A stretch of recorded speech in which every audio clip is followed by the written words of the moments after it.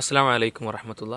ഇന്ന് നമ്മുടെ കൂടെയുള്ളത് ബഹുമാനായ കെ അബ്ദുൽ ഹമീദ് മദനിയാണ്, KJU സംസ്ഥാന ജനറൽ സെക്രട്ടറി. നോമ്പുമായി റമദാനുമായി ബന്ധപ്പെട്ട ചില സംശയങ്ങൾ ദൂരീകരിക്കാൻ അദ്ദേഹം നമ്മളോടൊപ്പം ഉണ്ടാവും. സംശയങ്ങളിലേക്ക് കടക്കാം. ആദ്യമായി, കഴിഞ്ഞ റമദാൻ മാസത്തിൽ ഗർഭിണിയായിട്ടോ അല്ലെങ്കിൽ മുലയൂട്ടുന്ന മാതാവായിട്ടോ നോമ്പെടുക്കാൻ കഴിഞ്ഞിട്ടില്ല, ഇതുവരെ അത് എടുത്തു വീട്ടാനും സാധിച്ചിട്ടില്ല എങ്കിൽ പാവപ്പെട്ടവന് ഭക്ഷണം കൊടുക്കുന്നതിനോടൊപ്പം സാധ്യമാകുന്ന ദിവസങ്ങളിൽ നോമ്പ് എടുക്കേണ്ടത് കൂടിയുണ്ടോ? ഇസ്ലാമിനെ കുറിച്ച് പറയുമ്പോൾ ഇസ്ലാം വളരെ ലളിതമാണ്. നോമ്പിനെ കുറിച്ച് പറഞ്ഞ സ്ഥലത്ത് തന്നെ യുരീദുല്ലാഹു ബിക്കുമുൽ യുസുർ വലാ യുരീദു ബിക്കുമുൽ ഉസുർ, അള്ളാഹു നിങ്ങൾക്ക് എളുപ്പമാണ് ഉദ്ദേശിക്കുന്നത്, നിങ്ങൾക്ക് പ്രയാസം ഉദ്ദേശിക്കുന്നില്ല എന്ന് പറയുന്നത് കാണാൻ സാധിക്കും. അതുകൊണ്ട് തന്നെ ഇവിടെ നോമ്പെടുക്കാൻ കഴിയാതെ പോയ ആളെ സംബന്ധിച്ചിടത്തോളം അവർക്ക് നോമ്പെടുക്കാൻ കഴിയുമെങ്കിൽ നോമ്പ് എടുക്കുകയാണ് വേണ്ടത്. രോഗിയോട് സാമ്യപ്പെടുത്തിയാണ് പണ്ഡിതന്മാർ അതിനെ വിശദീകരിച്ച് കാണുന്നത്. രോഗിയായി കഴിഞ്ഞ ആള് രോഗം സുഖമായി കഴിഞ്ഞാൽ പകരം അത്രയും ദിവസം നോമ്പെടുക്കലാണ് വിശുദ്ധ ഖുർആൻ നമ്മോട് പഠിപ്പിച്ചിട്ടുള്ളത്. അതുകൊണ്ട് തന്നെ ഇവിടെയും നോമ്പെടുക്കാൻ കഴിയാതെ പോയെങ്കിൽ ആ നോമ്പ് പിന്നീട് നോറ്റുവീട്ടാൻ കഴിയുമെങ്കിൽ അതാണ് ചെയ്യേണ്ടത്. ഇനി കഴിയാത്തൊരവസ്ഥ, തുടർന്ന് വീണ്ടും മുലയൂട്ടുന്ന മാതാവ് മറ്റു നിലക്കുള്ള തടസ്സങ്ങളുമൊക്കെ ആയി ആ നോമ്പ് പിന്നീട് എടുക്കാൻ കഴിയുന്നില്ല എന്ന് വരുന്നെങ്കിൽ മാത്രമാണ് ഒരു പാവപ്പെട്ടവന് ഭക്ഷണം നൽകേണ്ടതുള്ളൂ. അതാണ് ആ വിഷയമായിട്ട് പറയാനുള്ളത്. അടുത്ത ചോദ്യം, ഒരുപാട് വർഷങ്ങൾക്ക് മുമ്പ് എടുത്തു വീട്ടാനുള്ള നോമ്പുകൾ ഈ റമദാനിന് ശേഷം എന്ന് പറഞ്ഞ് മാറ്റിവെക്കാൻ കഴിയുമോ, അതോ ഇപ്പോൾ തന്നെ അവയ്ക്ക് ഫിദിയ നൽകേണ്ടതുണ്ടോ? ഈ ചോദ്യത്തിൽ ഉന്നയിക്കപ്പെട്ട വീട്ടാനെന്തുള്ള നോമ്പുകൾ രണ്ട് തരത്തിലാവാം എന്നാണ് അതിനെക്കുറിച്ച് പറയാനുള്ളത്. ഒന്ന്, രോഗം മറ്റു പ്രതിബന്ധങ്ങൾ മുഖേന ഉപേക്ഷിക്കപ്പെട്ട നോമ്പുകൾ. അങ്ങനെ നോമ്പ് ഉപേക്ഷിക്കേണ്ടി വരുന്നത് കുറ്റകരമല്ല. അതുകൊണ്ട് തന്നെ അദ്ദേഹം ആ നോമ്പ് നോറ്റുവീട്ടുകയാണ് ചെയ്യേണ്ടത്, രോഗം ശിഫയായി കഴിഞ്ഞാൽ. ഇനി മറ്റൊന്നുള്ളത്, പ്രതിബന്ധങ്ങളൊന്നുമില്ലാതെ ഉപേക്ഷിക്കപ്പെട്ട നോമ്പുകൾ. അത് കുറ്റകരമായ പ്രവർത്തനമാണ് എന്ന് നമുക്ക് മനസ്സിലാക്കാൻ കഴിയും. അതിന് നോമ്പെടുക്കുകയും അള്ളാഹുവോട് പശ്ചാത്തപിക്കുകയും ചെയ്യേണ്ടതുണ്ട് എന്നാണ് സൂചിപ്പിക്കാനുള്ളത്. രണ്ടായിരുന്നാലും നോമ്പ് നോറ്റുവീട്ടുക എന്നതാണ് വിശുദ്ധ ഖുർആന്റെ അധ്യാപനങ്ങൾ പഠിപ്പിച്ചു തരുന്ന കാര്യം. കഴിയുന്നതും വേഗം ആ നോമ്പ് നോറ്റുവീട്ടുകയാണ് ചെയ്യേണ്ടത്. ഖുർആന്റെ കൽപ്പന, രോഗികളായി കഴിഞ്ഞാൽ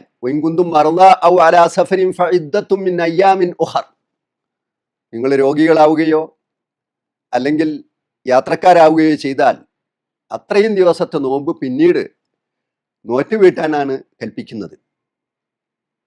ഫിദിയ കൊടുക്കുക എന്ന അഭിപ്രായം ചില പണ്ഡിതർ ഉന്നയിച്ച് കാണാം.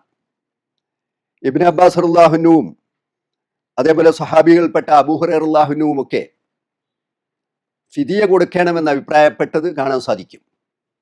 പക്ഷെ അതൊരു നിർബന്ധ കൽപ്പന എന്ന നിലക്കല്ല, ഒരു ഇസ്തിഹ്ബാബ്, ഒരു ഐച്ഛികമായി ചെയ്യാവുന്ന കാര്യം എന്ന നിലക്കാണ് എന്നാണ് മനസ്സിലാക്കാൻ സാധിക്കുന്നത്. അതുകൊണ്ട് തന്നെ കഴിയുമെങ്കിൽ നോമ്പ് നോറ്റുവീട്ടുക എന്നതാണ് ഈ വിഷയത്തിൽ പറയാനുള്ളത്. പിന്നെ ഖുർആൻ അവിടെ പറഞ്ഞത് ഫമൻ തതവ്വഅ ഖൈറൻ ഫഹുവ ഖൈറുല്ല, ആരെങ്കിലും സ്വമേധയാ പുണ്യം ചെയ്യാൻ ആഗ്രഹിക്കുന്നെങ്കിൽ അത് അവന് ഉത്തമമാണ് എന്ന് പറഞ്ഞു. അപ്പോൾ ഒരാൾ ഫിദിയ കൊടുക്കാൻ കൂടി തയ്യാറാവുന്നെങ്കിൽ അദ്ദേഹത്തിന് ഏറെ പുണ്യം കിട്ടാവുന്ന ഒരു പ്രവർത്തനമാണ് അത് എന്നാണ് പറയാനുള്ളത്. അടുത്ത ചോദ്യം, ആരെല്ലാമാണ് നോമ്പിൽ നിന്ന് ഇളവുള്ള ആളുകൾ? നോമ്പിൽ നിന്ന് ഇളവുള്ളവരാരൊക്കെയാണ് എന്നാണല്ലോ ചോദ്യം. രോഗികള്, യാത്രക്കാര്, ഇവർ രണ്ടുപേരുമാണ് ഖുർആൻ ആദ്യമായി തന്നെ പഠിപ്പിക്കുന്നത്. ഫമൻ ഷഹിദ മിൻകും ഷഹ്റ ഫല്യസുംഹു ഫമൻ കാന മിൻകും മരീളൻ ഔ അലാ സഫരിൻ ഫഇദ്ദത്തും മിൻ അയ്യാമിൻ ഉഖർ എന്ന് പറഞ്ഞല്ലോ. ആരെങ്കിലും രോഗികളോ യാത്രയിലോ ആവുകയാണെങ്കിൽ അത്രയും എണ്ണം നോമ്പ് പിന്നീട് നോറ്റുവീട്ടേണ്ടതുണ്ട്. അപ്പൊ നോമ്പിൽ ഇളവുള്ളവരിൽ ഒന്നാം സ്ഥാനത്തിൽ നിൽക്കുന്നത് രോഗികളും യാത്രക്കാരുമാണ്. അവർക്ക് യാത്രയിലായിരിക്കെ അല്ലെങ്കിൽ രോഗികളായിരിക്കെ നോമ്പ് ഉപേക്ഷിക്കാനുള്ള അനുവാദമുണ്ട്. പക്ഷെ അത്രയും എണ്ണം നോമ്പുകൾ അവർ നോറ്റുവീട്ടണം. റസൂലുള്ളയുടെ കാലഘട്ടത്തിൽ റസൂലുള്ള ഒരു യാത്രയിൽ വഴിമധ്യേ ഒരാളുടെ ചുറ്റും കുറെ ആളുകൾ കൂടി നിൽക്കുന്നത് കണ്ടു. റസൂലുള്ള ചോദിച്ചു, എന്താ പ്രശ്നം? ഫഖാല സ്വായിമുൻ, നോമ്പെടുത്തതാണ്, നോമ്പെടുത്ത് ക്ഷീണിച്ച് അവശനായതാണെന്ന് പറഞ്ഞു. റസൂലുള്ള പറഞ്ഞു, ലൈസ മിനൽ ബിർരി അസ്സിയാമു ഫി സഫർ, യാത്രയിൽ നോമ്പെടുക്കുക എന്നുള്ള അത്ര പുണ്യകരമല്ല എന്ന് പഠിപ്പിക്കുകയുണ്ടായി. അപ്പോൾ യാത്ര പ്രയാസകരമല്ലാത്ത യാത്രയാണെങ്കിൽ നോമ്പെടുക്കാവുന്നതാണ്. അതും റസൂലുള്ള മാതൃകയായിട്ടുണ്ട്. ഇവിടെ രോഗം രണ്ട് വിധമായി കാണാൻ കഴിയും. ഒന്ന് മാറാ രോഗം. അവരെ സംബന്ധിച്ചിടത്തോളം പിന്നീട് നോമ്പ് നോറ്റുവീട്ടുക എന്നത് ചിന്തിക്കാൻ പോലും കഴിയില്ല. അത്തരം ആളുകൾ ഒരു സാധുവിന് ആഹാരം നൽകിക്കൊണ്ട് അത് പരിഹരിക്കാവുന്നതാണ്. ഇനി രണ്ടാമത് ഇളവ് നൽകപ്പെട്ട ആളുകളാണ് ഗർഭിണികൾ, മുലയൂട്ടുന്ന മാതാക്കൾ, അങ്ങനെയുള്ള ആളുകളൊക്കെ. അത് നേരത്തെ സൂചിപ്പിച്ച പോലെ തന്നെ സ്വന്തം ആരോഗ്യത്തിനോ കുട്ടിയുടെ ആരോഗ്യത്തിനോ നോമ്പ് ദോഷകരമായി ഭവിക്കുമെന്ന് തോന്നിയാൽ അവർക്ക് നോമ്പ് ഉപേക്ഷിക്കാവുന്നതാണ്. നോമ്പിൽ ഇളവുണ്ട്. പിന്നീട് നോറ്റുവിട്ടാൻ കഴിയുമെങ്കിൽ അവർക്ക് നോറ്റുവിട്ടാം. ഇനി അല്ല എങ്കിൽ ഒരു സാധുവിന് ആഹാരം നൽകിക്കൊണ്ട് അത് പരിഹരിക്കാവുന്നതുമാണ്. മറ്റൊന്ന് വയോവൃദ്ധരായ ആളുകളാണ്. അവരെ സംബന്ധിച്ചിടത്തോളം ഇനി നോമ്പ് നോൽക്കാൻ ഒരു അവസരം ഉണ്ടാകുമെന്ന് പ്രതീക്ഷിക്കാൻ പറ്റാത്ത ആളുകളാണെങ്കിൽ അവരെ സംബന്ധിച്ചിടത്തോളം ഒരു സാധുവിന്റെ ആഹാരം നൽകിക്കൊണ്ട് ആ നോമ്പിന് പരിഹാരം കണ്ടെത്താവുന്നതാണ്. യാത്രയോ രോഗമോ ഉണ്ടെങ്കിൽ നോമ്പെടുക്കുന്നതാണോ ഇളവ് സ്വീകരിക്കുന്നതാണോ ഉത്തമം? നോമ്പ് പൂർത്തീകരിക്കാൻ സാധിക്കുമോ എന്ന് നോക്കി ആവശ്യമെങ്കിൽ നോമ്പ് മുറിക്കുന്ന രീതി സ്വീകരിക്കാമോ? യാത്രയോ രോഗമോ ഉണ്ടെങ്കിൽ നോമ്പ് പ്രയാസകരമായ അവസ്ഥയിലാണ് എങ്കിൽ അവർക്ക് നേരത്തെ സൂചിപ്പിച്ചല്ലോ, നോമ്പിൽ ഇളവുണ്ട്. അവർക്ക് നോമ്പെടുക്കുന്നതിൽ നിന്ന് ഇളവ് അനുവദിച്ചിട്ടുണ്ട്. അതുകൊണ്ട് തന്നെ അത്തരം യാത്രകളിൽ നോമ്പെടുക്കാതിരിക്കലാണ് ഉത്തമമായിട്ടുള്ളത്. ഇനി നോമ്പ് പ്രയാസകരമല്ലാത്ത ചെറിയ യാത്രകളൊക്കെ സ്ഥിരമായി നമ്മളൊക്കെ ചെയ്യുന്നവരാണ്. അങ്ങനെയുള്ള യാത്രകളിലൊക്കെ നോമ്പ് ഉപേക്ഷിച്ചുകൊള്ളണമെന്നൊന്നുമില്ല. അത്തരം യാത്രകളിൽ നോമ്പെടുക്കലാണ് നല്ലത്. തൻ്റെ നോമ്പിന്റെ കടമയിൽ നിന്ന് വേഗം ഒഴിവാകാൻ നോമ്പെടുത്ത് അത് പൂർത്തീകരിക്കാൻ കഴിയുമെങ്കിൽ നോമ്പെടുക്കുകയുമാവാം. റസൂലുള്ളാഹിയുടെ കാലഘട്ടത്തിൽ തന്നെ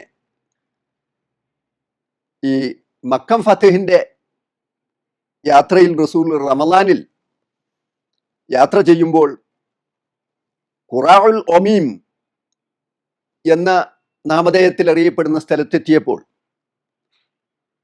ജനങ്ങളൊക്കെ നോമ്പെടുത്ത് പ്രയാസപ്പെടുന്നുണ്ട് എന്ന് റസൂലുള്ളയെ അറിയിക്കുകയുണ്ടായി.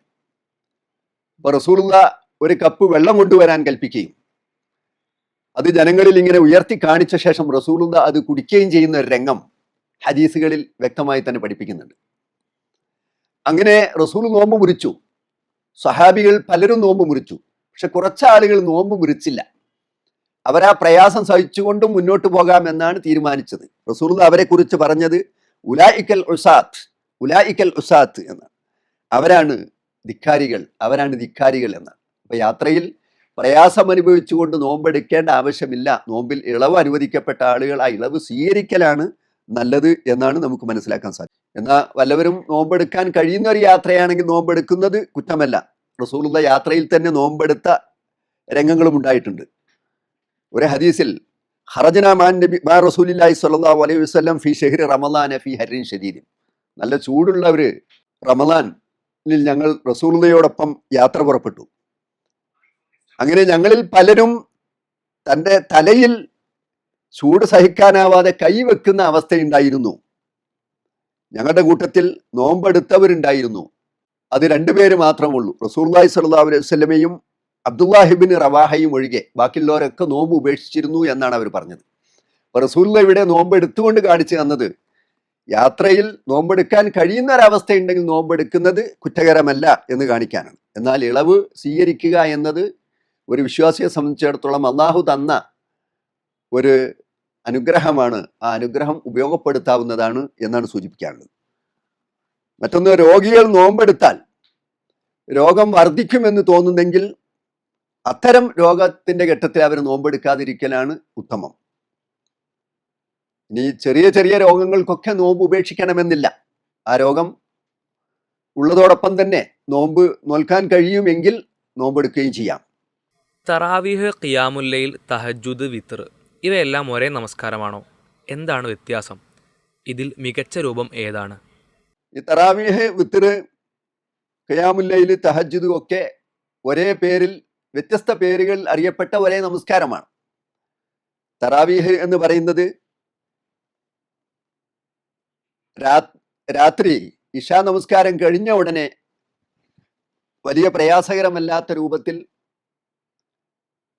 ചുരുങ്ങിയ രൂപത്തിൽ നമസ്കരിക്കുന്ന നമസ്കാരത്തെയാണ് തറാവീഹ്, ഒരു വിശ്രമം എടുത്തുകൊണ്ടുള്ള രൂപത്തിലുള്ള നമസ്കാരം എന്ന് പറയുന്നത്. അത് ഖിയാമുൽ ലൈലിന്റെ തുടക്കമാണല്ലോ ഇശ കഴിഞ്ഞ ഉടനെ. അപ്പോൾ രാത്രി നമസ്കാരം തന്നെയാണ്. ഇനി മറ്റൊന്നുള്ളത് തഹജ്ജുദാണ്. തഹജ്ജുദ് എന്നത് രാത്രി ഉറങ്ങി എഴുന്നേറ്റ് നമസ്കരിക്കുന്ന നമസ്കാരത്തെയാണ് തഹജ്ജുദ് എന്ന് പറയുന്നത്. ഖിയാമുൽ ലൈൽ തന്നെയാണ്, പക്ഷേ അത് ഉറങ്ങി എഴുന്നേറ്റ് നമസ്കരിക്കുമ്പോൾ ആ സമയത്തിനനുസരിച്ച് അതിൻ്റെ പേര് വ്യത്യാസപ്പെടുന്നു എന്നതാണ്. പിന്നെ ദീർഘനേരം ഖുർആൻ പാരായണം ചെയ്യലും വളരെ ഭംഗിയായി നമസ്കരിക്കലുമാണ് തഹജ്ജുദിന്റെ രൂപം. അതുകൊണ്ട് തന്നെ മികച്ച രൂപം തഹജ്ജുദാണ് എന്ന് പറയാതിരിക്കാൻ വയ്യ. റസൂലുള്ളാഹി സ്വല്ലല്ലാഹു അലൈഹി വസല്ലമയും സഹാബികളിൽ ധാരാളം ആളുകളും നിർവഹിച്ചിരുന്നത് തഹജ്ജുദായിരുന്നു എന്ന് കാണാൻ കഴിയും. റസൂലുള്ള നമസ്കരിച്ച് മാതൃക കാണിച്ചതും തഹജ്ജുദ് നമസ്കാരത്തെയാണ്. ഈ സൗകര്യം ഇല്ല, രാത്രി എഴുന്നേറ്റ് നമസ്കരിക്കാൻ പ്രയാസമുണ്ട് എന്ന് തോന്നുന്ന ആളുകൾക്ക് ഇശാ നമസ്കാരം കഴിഞ്ഞ ഉടനെ നിർവഹിക്കാവുന്നതാണ്. അതിനെയാണ് നാം സാധാരണയായി തറാവീഹ് എന്ന് പറയാറുള്ളത്. മറ്റൊന്ന് വിത്റാണല്ലോ. വിത്ർ എന്നത് അവസാനം ഒറ്റയായി നമസ്കരിക്കുന്നു എന്നതുകൊണ്ട് അതിന് വിത്ർ എന്ന പേരും വിളിക്കാറുണ്ട് എന്ന് മാത്രമാണുള്ളത്. അപ്പൊ ഈ നമസ്കാരങ്ങളൊക്കെ തന്നെ ഒരേ നമസ്കാരമാണ്, വ്യത്യസ്ത രൂപങ്ങൾ അതിനുണ്ട് എന്നതുകൊണ്ട് തറാവീഹ് ആണെങ്കിൽ നേരത്തെ നമസ്കരിക്കുന്നതാണ്. ഖിയാമുൽ ലൈൽ എന്ന് മൊത്തത്തിൽ ഉപയോഗിക്കുന്നതാണ്. തറാവീഹിനെയും രാത്രി തഹജ്ജുദിനെയും ഒക്കെ ഖിയാമുൽ ലൈൽ എന്ന് ഉപയോഗിക്കാം. അവസാനം ഒറ്റയാക്കുന്നത് കൊണ്ട് വിത്ർ എന്ന് പറയുന്നു എന്ന് മാത്രം. അതിലേറ്റവും മികച്ച രൂപം തഹജ്ജുദ് തന്നെയാണ്. രാത്രി നമസ്കാരം ആകെ എത്ര റക്അത്താണ്? രാത്രി നമസ്കാരം 11 റക്അത്താണ് എന്നാണ് ആ വിഷയത്തിൽ പറയാനുള്ളത്. ആയിഷ റളിയല്ലാഹു അൻഹയോട് റസൂലുള്ളാഹിയുടെ രാത്രി നമസ്കാരത്തെ കുറിച്ച് ചോദിച്ചപ്പോൾ മാ കാന യസീദു ഫി റമളാന വലാ ഫി ഗൈരിഹി ഇല്ലാ അലാ 11 റക്അത്തൻ.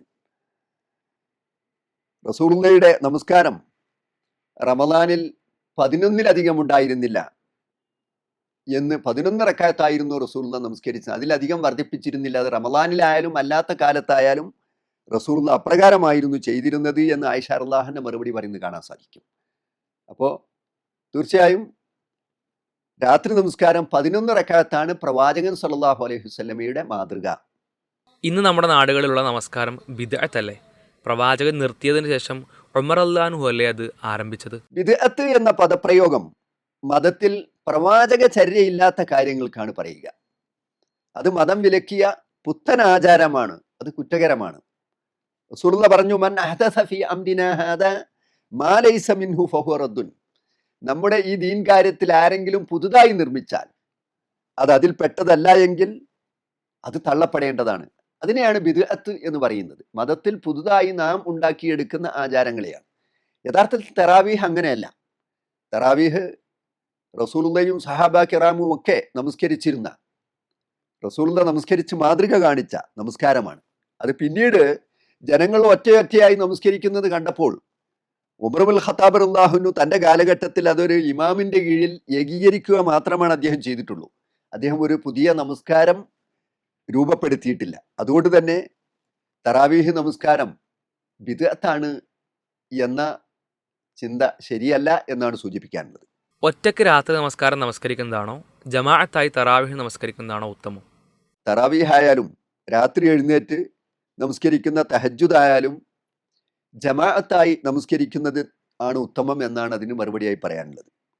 സഹാബികളോടൊപ്പം നബി സല്ലല്ലാഹു അലൈഹി വസല്ലം ജമാഅത്തായാണ് അത് നിർവഹിച്ചത്.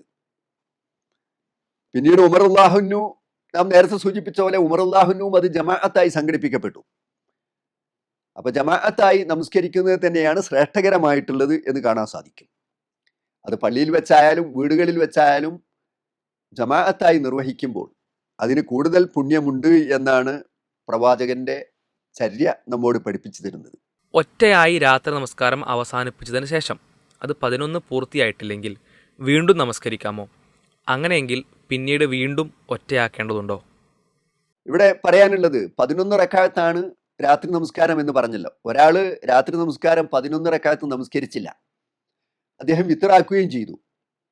പിന്നീട് അദ്ദേഹം അത് നമസ്കരിക്കാൻ, അത് പൂർത്തീകരിക്കാൻ അദ്ദേഹത്തിന് അവസരമുണ്ടായാൽ തീർച്ചയായിട്ടും അദ്ദേഹത്തിന് അത് പൂർത്തീകരിക്കാവുന്നതാണ്. അവിടെ വിത്ര അദ്ദേഹം നമസ്കരിച്ചിട്ടുണ്ടെങ്കിൽ പിന്നീട് അദ്ദേഹം ഒറ്റയായ നമസ്കാരം വേണ്ടതില്ല.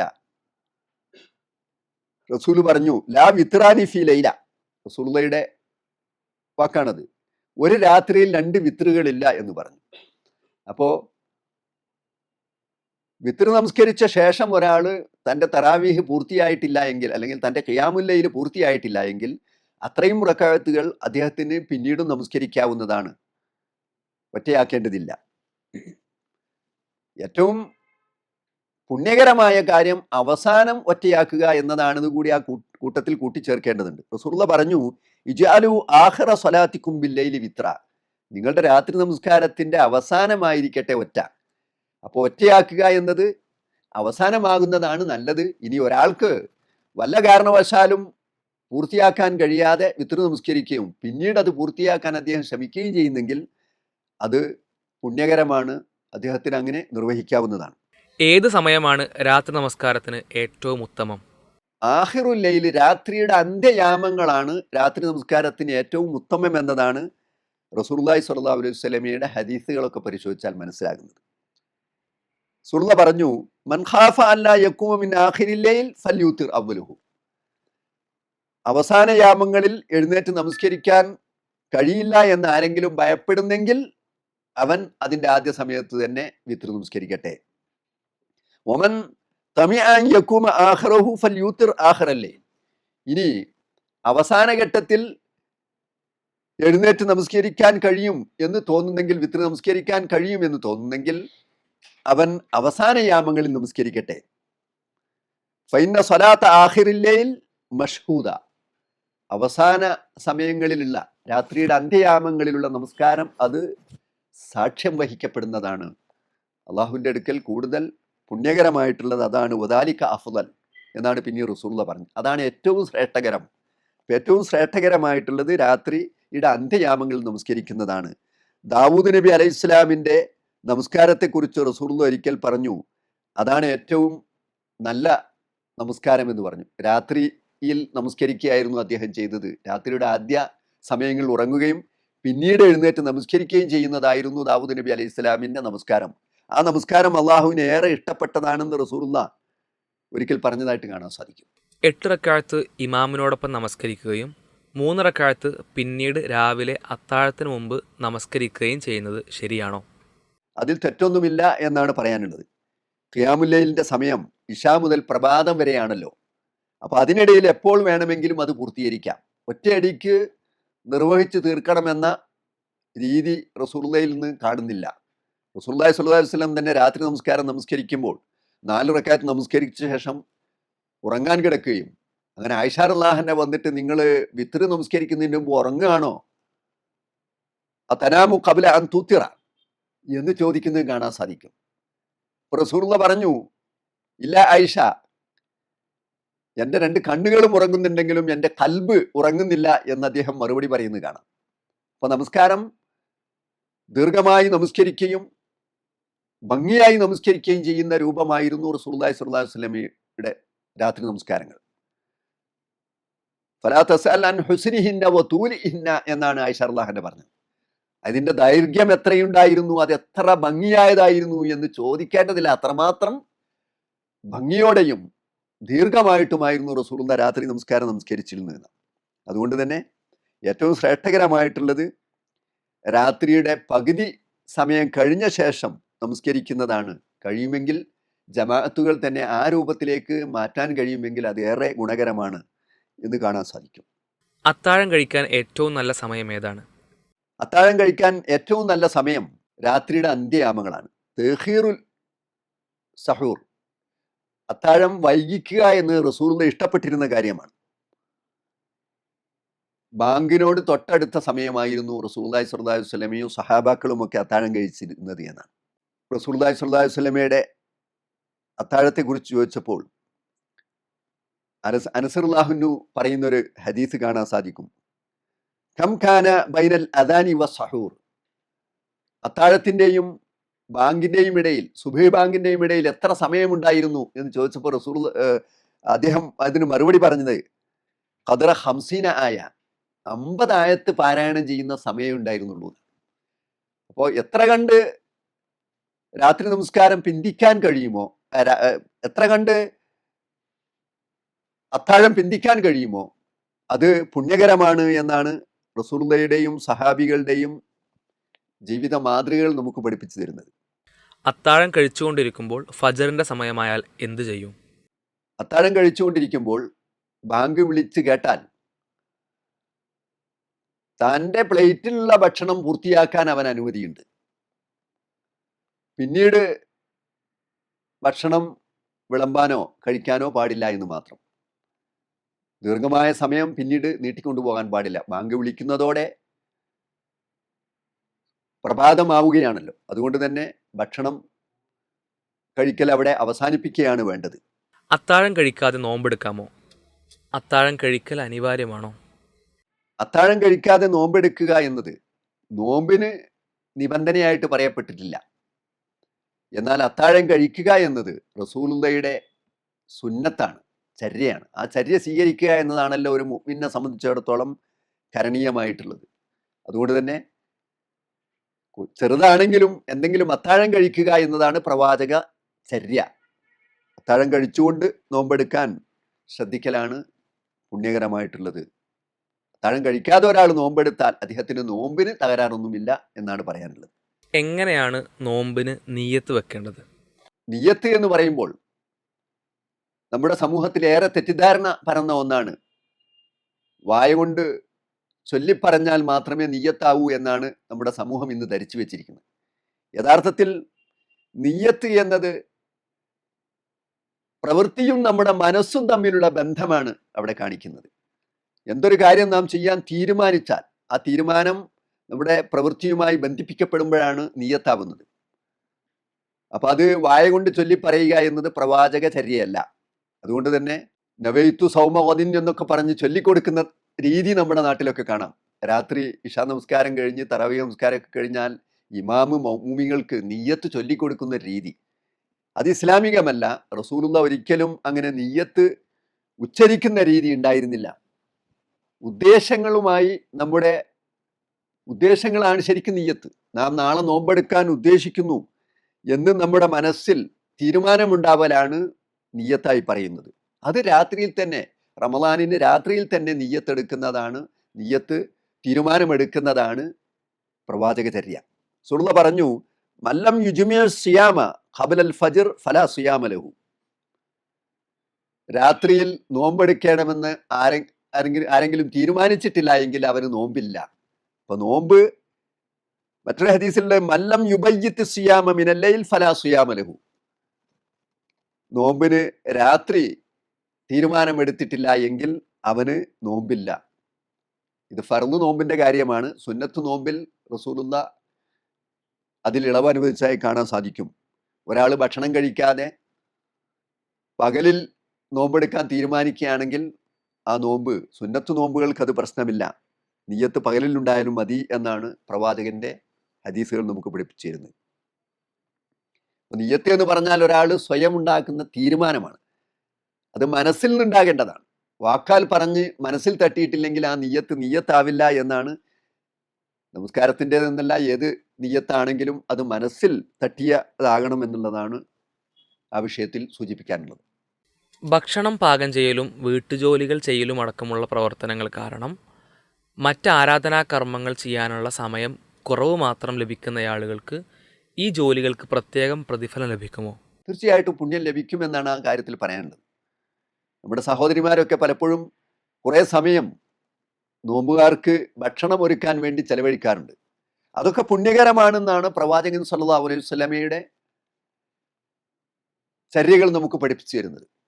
ഒരു വ്യക്തിയെ സംബന്ധിച്ചിടത്തോളം അവൻ തൻ്റെ ഇബാദത്തുകളിൽ ഏർപ്പെടുന്നത് പോലെ തന്നെ സമൂഹത്തിന് പുണ്യകരമായ പ്രവർത്തനങ്ങളിൽ ഏർപ്പെടുന്നതും അവന് പ്രതിഫലാർഹമാണ് എന്നതാണ് തആവനു അലൽ ബിർരി വത്തഖ്വ എന്ന വിശുദ്ധ ഖുർആൻ. തആവനു അലൽ ബിർരി വത്തഖ്വ, നിങ്ങൾ ബിറിൻ്റെയും തഖ്വയുടെയും കാര്യത്തിൽ പരസ്പര സഹകരണം വേണമെന്ന് പറഞ്ഞല്ലോ. അപ്പോൾ നോമ്പുകാരന് നോമ്പ് തുറക്കാനുള്ള സൗകര്യങ്ങൾ ഒരുക്കലാണ് ഭക്ഷണം തയ്യാറാക്കുന്നതിലൂടെ ഉദ്ദേശിക്കുന്നത്. അത് തീർച്ചയായിട്ടും പുണ്യകരമാണെന്ന് പറയാതിരിക്കാൻ നിർവാഹമില്ല. റമദാനിൻ്റെ പകൽ സമയത്ത്, നോമ്പുള്ള സമയത്ത് ഇഞ്ചക്ഷൻ എടുക്കുന്നത് കൊണ്ട് നോമ്പ് മുറിയുമോ? പ്രത്യേകം എന്തെങ്കിലും രോഗം വന്നിട്ടോ അല്ലെങ്കിൽ സ്ഥിരമായി ഉപയോഗിക്കുന്ന ഇഞ്ചക്ഷനുകളോ ഉപയോഗിക്കാൻ പാടുണ്ടോ? ഇവിടെ നോമ്പ് ഇഞ്ചക്ഷനുകളെ കുറിച്ച് പറയുമ്പോൾ മൊത്തത്തിൽ ഇഞ്ചക്ഷൻ അനുവദനീയമാണെന്ന് പറയാൻ കഴിയില്ല. ഇഞ്ചക്ഷനുകളിൽ തന്നെ പലതും പോഷണം നൽകുന്നതുണ്ട്. മനുഷ്യ ശരീരത്തിന് പോഷണം നൽകുന്ന രൂപത്തിലുള്ള ഇഞ്ചക്ഷനുകൾ എടുക്കാൻ പാടില്ല. നേരെ മറിച്ച് ഇൻസുലിനൊക്കെ എടുക്കുന്ന ആളുകളുണ്ട്. ഇൻസുലിന് പോഷണം നൽകുന്ന ഒന്നല്ല. അദ്ദേഹത്തിൻ്റെ പ്രമേഹം നിയന്ത്രിക്കാൻ ആണല്ലോ ഇൻസുലിൻ എടുക്കുന്നത്. അത്തരം ഇഞ്ചക്ഷനുകൾ എടുക്കുന്നത് നോമ്പിനെ ബാധിക്കില്ല എന്നാണ് സൂചിപ്പിക്കാനുള്ളത്. നേരെ മറിച്ച് ശരീരത്തിന് പോഷണം നൽകുന്ന ഇഞ്ചക്ഷൻ ആണെങ്കിൽ അത് പാടില്ല. കണ്ണിലൂടെയോ മൂക്കിലൂടെയോ തുള്ളി മരുന്നുകൾ ഒറ്റിച്ചാൽ നോമ്പ് മുറിയുമോ? അവിടെ പറയാനുള്ളത്, കണ്ണിലും ചെവിയിലുമൊക്കെ ഇറ്റിക്കുന്ന മരുന്നുകൾ നേർക്കുനേരെ ആമാശയത്തിലേക്ക് പോകുന്നില്ല. അതുകൊണ്ട് തന്നെ അത് നോമ്പ് മുറിയില്ല എന്നാണ് പറയാനുള്ളത്. എന്നാൽ മൂക്കിലിറ്റിക്കുന്നതിനെ കുറിച്ച് പണ്ഡിതന്മാർക്ക് അഭിപ്രായ ഭിന്നതയുണ്ട്. മൂക്കിലിറ്റിക്കുന്ന മരുന്ന് ആമാശയവുമായി നേരിട്ട് ബന്ധപ്പെടുന്നു എന്നതാണ്. അതുകൊണ്ട് തന്നെ അത് സൂക്ഷിക്കുന്നതാണ് നല്ലത്, മൂക്കിൽ മരുന്നിറ്റിക്കാതിരിക്കുന്നതാണ് നല്ലത് എന്നാണ് പറയാനുള്ളത്. റസൂലുള്ളാഹിയുടെ ഒരു ഹദീസ് തന്നെ ആ വിഷയത്തിലുണ്ട്. റസൂലുള്ള വുളു എടുക്കുന്ന കാര്യം പറഞ്ഞപ്പോൾ ബാലിഗ് ഫിൽ ഇസ്തിൻഷാഖ്, മൂക്കിൽ വെള്ളം കയറ്റി ചീറ്റുന്നതിൽ നീ നല്ല അമിതമായി കയറ്റിക്കോ എന്ന് പറയുകയുണ്ടായി. എന്നിട്ട് ഇല്ലാ തക്കൂന സ്വായിമൻ, നോമ്പുകാരനായാൽ ഒഴികെ എന്ന് പറഞ്ഞു. അപ്പോൾ നോമ്പുകാരൻ മൂക്കിൽ കൂടുതൽ വെള്ളം കയറ്റരുത്, അത് അങ്ങ് താഴോട്ട് ആമാശയത്തിലേക്ക് പോകാനുള്ള സാധ്യത മുന്നിൽ കണ്ടുകൊണ്ടാണല്ലോ റസൂലുള്ള അത് വിലക്കിയത്.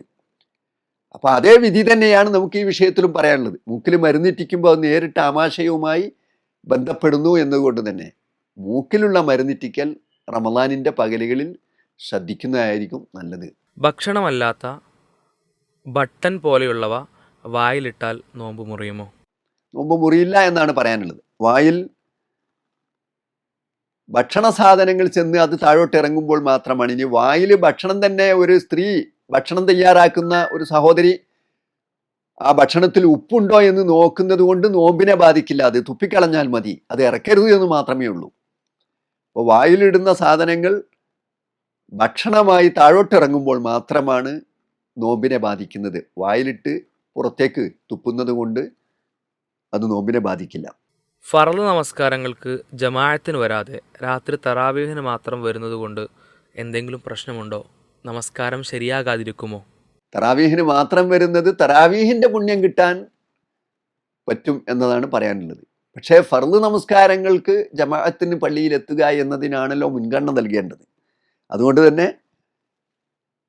തറാവീഹിന് പള്ളിയിൽ വരുന്ന ആളുകൾ ഫർള് നമസ്കാരം, ഇശാ നമസ്കാരം ലഭിക്കുന്ന രൂപത്തിൽ പള്ളിയിലേക്ക് വരാൻ ശ്രദ്ധിക്കണമെന്നാണ് പറയാനുള്ളത്. ഫർള് നമസ്കാരങ്ങൾ ജമാഅത്തായി നമസ്കരിക്കുന്നത്, പള്ളിയിൽ വെച്ച് നമസ്കരിക്കുന്നതിൻ്റെ പ്രാധാന്യം റസൂലുള്ള പലപ്പോഴും ഊന്നിപ്പറഞ്ഞ് നമുക്കറിയാൻ സാധിക്കും. അതുകൊണ്ട് തന്നെ ഫർള് നമസ്കരിക്കാതെ തറാവീഹിന് വേണ്ടി എത്തുന്ന രീതി ശരിയല്ല. നേരത്തെ തന്നെ പള്ളിയിലെത്തുക എന്ന രീതിയാണ് സ്വീകരിക്കേണ്ടത്. ഇനി ഒരാൾ മറ്റെന്തെങ്കിലും തടസ്സങ്ങൾ കൊണ്ട് ഇശാക്ക് എത്താൻ കഴിയാതെ തറാവീഹിൻ്റെ സമയത്ത് എത്തിയാൽ അദ്ദേഹം തറാവീഹ് നമസ്കരിക്കുന്നതുകൊണ്ട് അതിൻ്റെ പുണ്യങ്ങളെ അത് ബാധിക്കില്ല എന്നുകൂടി സൂചിപ്പിക്കുകയാണ്. രക്തം കൊടുത്തു കഴിഞ്ഞാൽ നോമ്പ് മുറിയുമോ? രക്തദാനം നടത്തിയാൽ നോമ്പ് മുറിയില്ല എന്നാണ് പറയാനുള്ളത്. എങ്കിലും രക്തദാനം മൂലമുണ്ടായേക്കാവുന്ന ക്ഷീണം കാരണം നോമ്പ് പൂർത്തിയാക്കാൻ കഴിയാത്ത സാഹചര്യം ഉണ്ടെന്ന് ഭയപ്പെട്ടാൽ ബ്ലഡ് ബാങ്കിലേക്കൊക്കെ രക്തം നൽകുന്ന ആളാണെങ്കിൽ അത് അദ്ദേഹം മഗ്‌രിബ് നമസ്കാരം കഴിഞ്ഞ ശേഷം, നോമ്പ് തുറന്ന ശേഷം രക്തദാനം ചെയ്യുന്നതായിരിക്കും നല്ലത്.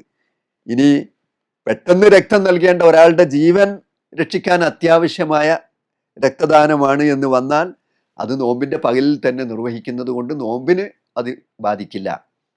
പക്ഷേ ഒരു ദാതാവിന് ശരീരത്തിന് പ്രയാസമുണ്ടാകുകയും അദ്ദേഹത്തിൻ്റെ നോമ്പ് പൂർത്തീകരിക്കാൻ കഴിയാതിരിക്കുകയും ചെയ്തു കഴിഞ്ഞാൽ അദ്ദേഹം നോമ്പ് മുറിച്ച് നോമ്പ് നോറ്റ് വീട്ടുന്ന രൂപത്തിലേക്ക് മാറാവുന്നതാണ്. സക്കാത്ത് റമദാനിൽ തന്നെ നൽകൽ നിർബന്ധമാണോ? സക്കാത്തിനെ കുറിച്ച് പറയുമ്പോൾ സക്കാത്ത് റമദാനിൽ നിർബന്ധമായ ഒരു കാര്യമാണെന്നൊരു ധാരണ സമൂഹത്തിലുണ്ട്. യഥാർത്ഥത്തിൽ സക്കാത്ത് എന്നത് ഒരാളുടെ സമ്പത്തിൻ്റെ ഒരാളുടെ കൃഷിയുടെ ഒക്കെ നിർബന്ധ വിഹിതമാണല്ലോ. ഇപ്പോൾ കാർഷിക വിളവെടുപ്പ് നടക്കുന്ന സമയത്താണ് വആതു ഹഖഹു യൗമ ഹസാദിഹി, എപ്പോഴാണോ വിളവെടുക്കുന്നത് അപ്പോഴാണ് അതിൻ്റെ സക്കാത്ത് കൊടുക്കേണ്ടത്. അപ്പോൾ സക്കാത്ത് വർഷം മുഴുവനും ഏതു സമയത്തും കൊടുക്കാവുന്ന ഒന്നാണ്. റമദാനിൽ മാത്രം ചെയ്യേണ്ട ഒരു കർമ്മമല്ല സക്കാത്ത്. ഒരാൾ റമദാനാണ് തൻ്റെ വാർഷിക കണക്കെടുപ്പ് എങ്കിൽ അദ്ദേഹത്തിന് റമദാനിൽ സക്കാത്ത് കൊടുക്കാം, അത് തെറ്റൊന്നുമല്ല.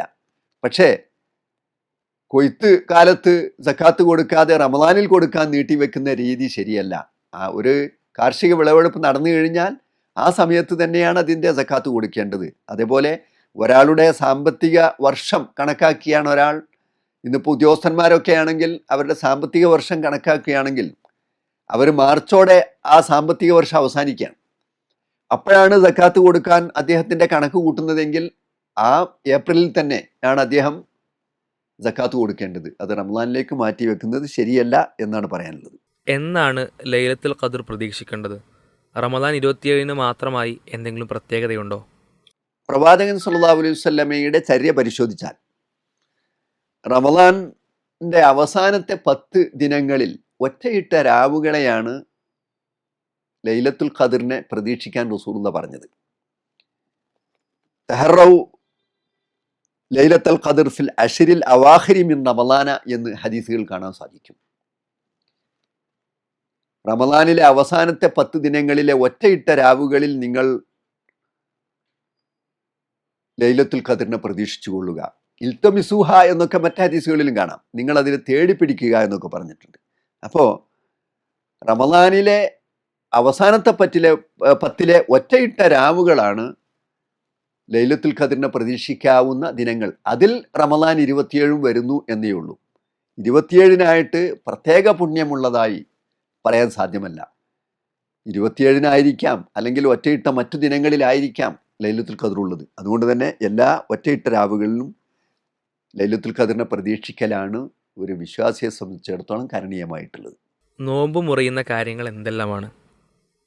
ഒന്നാമതായി പറയാനുള്ളത് അൽ അക്ലു വശുറുബു, തിന്നലും കുടിക്കലുമാണ്. ഒരാൾ റമദാനിൻ്റെ പകലിൽ ബോധപൂർവം ഭക്ഷണം കഴിക്കുകയോ ബോധപൂർവം വെള്ളം കുടിക്കുകയോ മറ്റ് പാനീയങ്ങൾ കുടിക്കുകയോ ചെയ്താൽ അദ്ദേഹത്തിൻ്റെ നോമ്പ് മുറിയും. എന്നാൽ അശ്രദ്ധയിൽ അത് ചെയ്താൽ നോമ്പ് മുറിയില്ല എന്നതും റസൂലുള്ളാഹി പഠിപ്പിച്ചിട്ടുണ്ട്. ഇദാ നസിയ ഫഅകല വശരിബ ഫൽയുതിമ്മ സൗമഹു ഫഇന്നമാ അത്അമഹു അല്ലാഹു വസഖാഹു.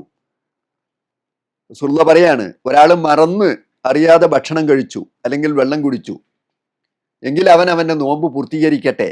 നിശ്ചയമായും അള്ളാഹുവാണ് അവനെ ഭക്ഷിപ്പിച്ചതും അവനെ കുടിപ്പിച്ചതും.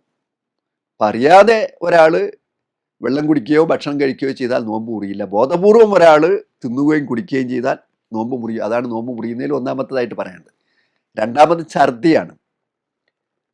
ബോധപൂർവം ഉണ്ടാക്കിയ ഒരാൾ ഛർദിക്കുകയാണെങ്കിൽ ആ ഛർദി നോമ്പ് മുറിയും എന്നാണ് ഹദീസുകളിൽ നിന്ന് കിട്ടുന്നത്. റസൂലുള്ളാഹി പറഞ്ഞു, മനിസ്തഖാ വഹുവ സ്വായിമുൻ ഫഅലൈഹിൽ ഖളാ വമൻ ദറഅഹുൽ ഖൈഉ ഫലൈസ അലൈഹിൽ ഖളാ. ഒരാൾ ബോധപൂർവം ഉണ്ടാക്കി ഛർദിച്ചാൽ അവൻ നോമ്പ് നോറ്റു വീട്ടേണ്ടതുണ്ട്. ഇനി ഒരാൾക്ക് ഛർദി ഉണ്ടായതാണെങ്കിൽ അദ്ദേഹം നോമ്പ് നോറ്റു വീട്ടേണ്ടതില്ല. മൂന്നാമത് പറയാനുള്ളത്,